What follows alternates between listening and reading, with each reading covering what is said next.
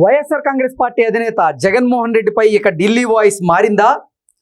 జగన్మోహన్ రెడ్డిని టార్గెట్గా చేసుకొని భారతీయ జనతా పార్టీ నేతలు ఇప్పుడు మాట్లాడబోతున్నారా అంటే అవునని సమాధానం ఇస్తున్నారు కొంతమంది రాజకీయ విశ్లేషకులు. ఈ నేపథ్యంలోనే ఈ అంశం మీద మనం పూర్తి స్థాయిలో విశ్లేషణ చేసుకుందాం. ప్రస్తుతం మనతో పాటున్నారు ప్రముఖ రాజకీయ విశ్లేషకులు, ప్రముఖ సీనియర్ జర్నలిస్ట్ సిఎస్ రావు గారు. వారితో మాట్లాడదాం. సార్ నమస్తే. సార్ నమస్తే. ఇక మీదట భారతీయ జనతా పార్టీ ఎంపీలు కానీ నేతలు కానీ జగన్మోహన్ రెడ్డిని టార్గెట్గా చేసుకొని మాట్లాడబోతున్నారని, అందులో భాగంగానే నిన్న ప్రధాని మోదీ గారు కూడా జగన్మోహన్ రెడ్డి మన మీద చేస్తున్నటువంటి విమర్శలను ధీటుగా తిప్పికొట్టండి అంటూ ఆయన ఎంపీలకు పిలుపునిచ్చినటువంటి నేపథ్యంలో రాబోయేటువంటి రోజుల్లో ఎటువంటి రాజకీయాలు ఉండబోతున్నాయి అంటారు? నరేంద్ర మోడీ గారు, అమిత్ షా గారు ఏదైనా వ్యాఖ్య చేశారనంటే దాని వెనక రాజకీయపరమైనటువంటి నిగూఢ అర్థం ఏముంది, దాని వెనక ఉన్నటువంటి హిడెన్ ఎజెండా ఏంటి అనేది ఖచ్చితంగా రాజకీయ విశ్లేషకులు చూస్తూ ఉంటారు. అవును. నరేంద్ర మోడీ గారు ఏమన్నారు, చంద్రబాబు నాయుడు గారితో పొత్తు పెట్టుకోవడం చాలా మంచిదైంది, మనకి అద్భుతమైనటువంటి రిజల్ట్ వస్తూ ఉంది ఏపీ నుంచి, చాలా పాజిటివ్ రెస్పాన్స్ వస్తుంది ఏపీ నుంచి. సో కాబట్టి చంద్రబాబు నాయుడు గారు మనకి భాగస్వామిగా ఉండడం అనేది మంచిది అని చెప్పేసి అభిప్రాయాన్ని వ్యక్తం చేశాడు. చంద్రబాబు నాయుడు గారి పరిపాలన ఎలా ఉంటుంది అనేది ఆయనకి ఇప్పుడు కాదు, ఆయన గుజరాత్ ముఖ్యమంత్రిగా ఉన్నప్పటి నుంచి తెలుసు. ఆయన గుజరాత్ ముఖ్యమంత్రిగా ఉన్నప్పుడు ఇక్కడ యునైటెడ్ ఆంధ్రప్రదేశ్కి, అంటే ఉమ్మడి ఆంధ్రప్రదేశ్కి చంద్రబాబు నాయుడు గారు ముఖ్యమంత్రి. ఆ రోజున చంద్రబాబు నాయుడు గారు ఆంధ్రప్రదేశ్ని 2020 విజన్ తోటి ఏ విధంగా టెక్నాలజీ పరంగా పరిగెత్తిస్తున్నారో నరేంద్ర మోడీ గారికి తెలుసు. ఆ విషయాన్ని ఆయనే ఇటీవల కాలంలో చెప్పారు. ఏం చెప్పారు, చంద్రబాబు నాయుడు గారు ఏం చేస్తున్నారో చూసి నేర్చుకోవాలి, మాకు టెక్ గురువు ఆయన అని చెప్పారు. నరేంద్ర మోడీ గారు చెప్పారు, టెక్నాలజీ పరంగా మాకు గురువు ఆయన చంద్రబాబు నాయుడు గారు, ఆయన దగ్గర నుంచి మేము నేర్చుకున్నాం టెక్నాలజీకి సంబంధించి అని చెప్పి. ఇప్పుడు ప్రత్యేకంగా చంద్రబాబు నాయుడు గారి పరిపాలన అద్భుతం, చాలా బాగుంది, పాజిటివ్ రెస్పాన్స్ వస్తుంది, మనం ఆయనతో కలిసి నడవటం వల్ల మనకి మంచి రిజల్ట్ వస్తున్నాయి అని వ్యాఖ్యానించాల్సినటువంటి అవసరం ఏమొచ్చింది అనేది ఒక పెద్ద ప్రశ్న. ఎందుకంటే పొలిటీషియన్స్ కాబట్టి, షూడ్ పొలిటీషియన్స్ అమిత్ షా గారు అలాగే నరేంద్ర మోడీ గారు.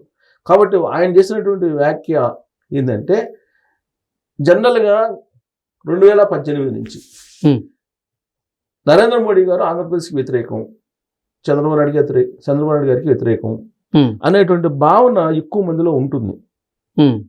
ఎందుకనంటే చంద్రబాబు నాయుడు గారు సీనియర్ పొలిటీషియన్, సౌత్ ఇండియా నుంచి నేషనల్ లుక్ ఉన్నటువంటి లీడరు, ప్రధానమంత్రిగా కావడానికి అర్హత ఉన్నటువంటి లీడర్లు ఎవరైనా ఉన్నారు దక్షిణ భారతదేశంలో అంటే చంద్రబాబు నాయుడు గారు అని చెప్పి చాలామంది చెప్తారు. ఈవెన్ ఉండవల్లి గారు కూడా అనేక సందర్భాల్లో చెప్పారు. ఇది చంద్రబాబు నాయుడు గారిని వ్యతిరేకించేటువంటి, తెలుగుదేశం పార్టీని వ్యతిరేకించేటువంటి ఉండవల్లి అరుణ్ కుమార్ గారు మాజీ ఎంపీ, ఆయన కూడా ఎవరేమనుకున్నా దక్షిణ భారతదేశం నుంచి ఒక గ్రేట్ పర్సనాలిటీ, పొలిటికల్గా చంద్రబాబు నాయుడు గారు నేషనల్ లుక్ ఉన్నటువంటి లీడర్ అని చెప్పి ఆయన కూడా చాలా సందర్భాల్లో ప్రస్తావించారు. అయితే చంద్రబాబు నాయుడు గారిని 2018 నుంచి వ్యతిరేకిస్తూ వచ్చారు ఎవరు, నరేంద్ర మోడీ గారు. సరే, ఆ తర్వాత మారినటువంటి పరిస్థితులు ఇవన్నీ దృష్ట్యా మళ్ళీ 2024లో మళ్ళీ కూటమిగా ఏర్పడ్డారు. అయినప్పటికీ వీళ్ళిద్దరు మధ్య ఒక అపనమ్మకం అనేది ఒకటి ఉంది. ఈయన ఆయన నమ్ముడు, ఆయన ఈయన నమ్ముడు అనేటువంటి అభిప్రాయం ఉన్నటువంటి వాళ్ళు ఇవాళకి కూడా చాలామంది ఉన్నారు. దానికి కారణం ఏంటి, చంద్రబాబు నాయుడు గారు ఆంధ్రప్రదేశ్లో జరిగినటువంటి విధ్వంసం అనేది పదే పదే ప్రజలకు చెప్పారు. 2024 ఎన్నికలకు ముందు చంద్రబాబు నాయుడు గారు చెప్పారంటే ఆ రోజు కూటమి చెప్పినట్టే కదా, ఒక చంద్రబాబు నాయుడు గారు కదా కూటమి చెప్పినట్టే. పైగా నరేంద్ర మోడీ గారు వచ్చి 10 సంవత్సరాల పాటు వెనక్కి తీసుకెళ్లారు, రాష్ట్రాన్ని విధ్వంసం చేశారని చెప్పి అన్నారు ఆంధ్రప్రదేశ్ని. అలాగే అమిత్ షా గారు వచ్చి విధ్వంసం చేశారు అన్నారు కదా ఈ మాట. కానీ చేతల్లో చూసేటప్పటికి అలాంటి పరిస్థితి కనపట్ల. చంద్రబాబు నాయుడు గారిని అలా పెట్టుకొని రాజకీయ గేమ్ ఆడుతున్నారు అనేటువంటి ఒక ఒపీనియన్ ఆంధ్రప్రదేశ్ ప్రజల్లో ఉంది. అక్కడ ఢిల్లీ మీద కావాలని అలా చేస్తున్నారు అని. సో ఇది రాజకీయంగా బీజేపీకి నష్టం. రాజకీయంగా బీజేపీకి నష్టం. రాబోయేటువంటి రోజుల్లో బీజేపీ బలపడాలంటే చంద్రబాబు నాయుడు గారిని దగ్గరకు తీసుకున్నట్టే కనిపించాలి. జగన్మోహన్ రెడ్డి గారిని వ్యతిరేకిస్తూ కనిపించాలి. ఇప్పటి వరకు జగన్మోహన్ రెడ్డి గారిని వ్యతిరేకిస్తూ ఎక్కడ కూడా బీజేపీ వాళ్ళు బాహాటంగా రివర్స్ కాలేదు, మాట్లాడలేదు. అవును. ఇది బీజేపీ ఎదుగుదలకి నష్టము అనేది సెంట్రల్ ఇంటెలిజెన్స్ ఉంటుంది, స్టేట్ ఇంటెలిజెన్స్ ఉంటుంది. ప్రత్యేకించి సెంట్రల్ ఇంటెలిజెన్స్ వాళ్ళు ఎప్పటికప్పుడు సమాచారాన్ని ఢిల్లీకి చేరవేస్తుంటారు. పొలిటికల్ ఇంటెలిజెన్స్ అని ఉంటుంది, ఓకే, వాళ్ళు చేరవేస్తుంటారు.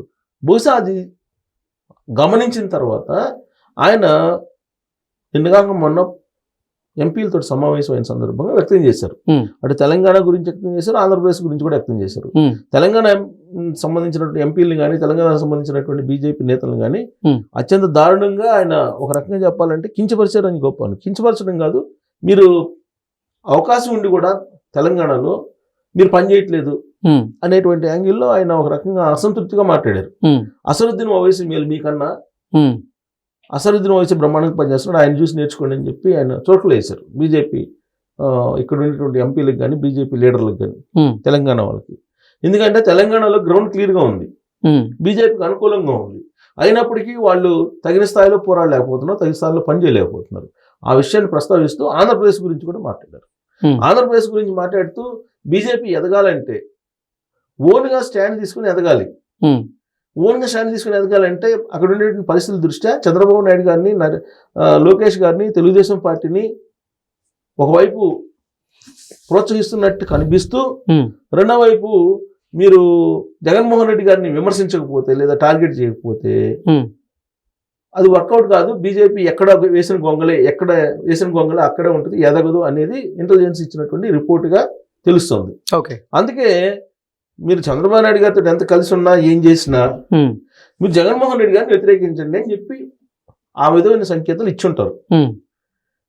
ఎందుకు ఇప్పుడు ఇటువైపు సానుభూతి ఉంది, ఈ ఓట్లు కావాలి, తెలుగుదేశం పార్టీ సింపథైజర్ ఓట్లు కావాలి బీజేపీకి, జగన్మోహన్ రెడ్డి గారికి వ్యతిరేకమైనటువంటి ఓటు కావాలి. అవును, ఈ రెండు మిక్స్ అయితేనే మీకు బీజేపీ బలపడే అవకాశం ఉంది. కానీ ఇక్కడ చంద్రబాబు నాయుడు గారికి సంబంధించినటువంటి, తెలుగుదేశం పార్టీకి సంబంధించినటువంటి వాళ్ళు బీజేపీ పట్ల సింపథైజర్గా ఉంటూనే కొంత అనుమానిస్తున్నారు. At the same time Jaganmohan Reddy గారిని వ్యతిరేకించేటువంటి వాళ్ళు, ఆ పార్టీని వ్యతిరేకించేటువంటి వాళ్ళు బీజేపీ వైపు రావట్లేదు. ఎందుకు రావట్లేదు? ఇవన్నీ వీళ్ళందరూ ఒకటేను, ఏరు బీజేపీ వాళ్ళు జగన్మోహన్ రెడ్డి అనేటువంటి అభిప్రాయం ఉంది. దాన్ని బ్రేక్ చేసేటువంటి ప్రయత్నంలో భాగంగా బహుశా అలాంటిది అలా ఇండికేషన్ ఇచ్చుంటారు. ఆ ఇండికేషన్ పొలిటికల్ రూపంలో మనం చూస్తే ఇది పొలిటికల్ గేమ్ అని చెప్పి అనుకోవాలి. బట్ రియాలిటీలో అలా జరగదు, అలా జరిగే అవకాశం కూడా లేదు. జగన్మోహన్ రెడ్డి గారిని వ్యతిరేకించి బీజేపీ వాళ్ళు చేస్తారని చెప్పి మనం అనుకోవడానికి లేదు, ఇప్పుడైతే లేదు, ఉండే అవకాశం కూడా లేదు. ఎందుకంటే జగన్మోహన్ రెడ్డి గారి ఓట్ బ్యాంక్ వేరు, బీజేపీ ఓట్ బ్యాంక్ వేరు. జగన్మోహన్ రెడ్డి గారి ఓట్ బ్యాంక్ పూర్తిగా Christian vote bank. Christian vote bank బీజేపీకి రాదు, వచ్చే అవకాశం కూడా లేదు. వచ్చినా చాలా స్వల్పంగా వస్తుంది, దానివల్ల పెద్ద ఉపయోగం లేదు. కానీ అందుకే జగన్మోహన్ రెడ్డి గారిని వ్యతిరేకిస్తూ కనిపెడితే రాష్ట్రం కోసం పోరాడుతున్నారు వీళ్ళు అనేటువంటి ఒక భావన బీజేపీ మన కలిగి బీజేపీ బలపడొచ్చు అనేటువంటి ఒక ఆశ, లేకపోతే ఒక ఆలోచన, ఒక వ్యూహం ఉండి ఉంటుంది. బహుశా అందుకు అది అలా ఊరికే అలా అన్ని ఉంటారు. అది ఫీల్డ్లో వర్కౌట్ అయ్యేటువంటి పరిస్థితి మనం కనపడదు, రాబోయే రోజుల్లో మనం చూడొచ్చు.